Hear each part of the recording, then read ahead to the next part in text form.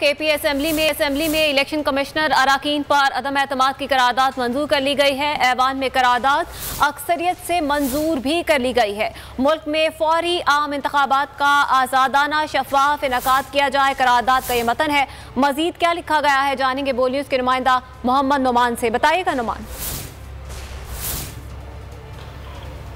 तैमूर सलीम झगड़ा ने ऐवान से इस्तदा की कि जो रूटीन के को एक तरफ रख के एक करारदाद जो कि मुल्की सियासी सूरत हाल के हवाले से इंतहाई अहम है उसको पेश करने की इजाजत दी जाए, जिस पर पैनल ऑफ चेयरमैन इद्रीस खटक ने इजाजत दी और इस करारदाद को हुकूमत अरकान की जानिब से अक्सरियत के साथ मंजूर कर लिया गया।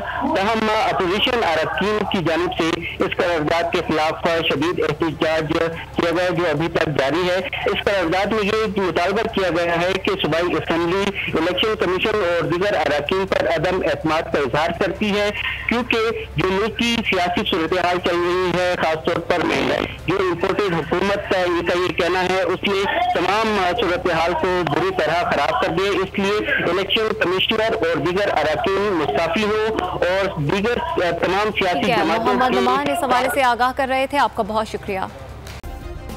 सब्सक्राइब करें और बेल दबाएं ताकि कोई खबर रह न जाए।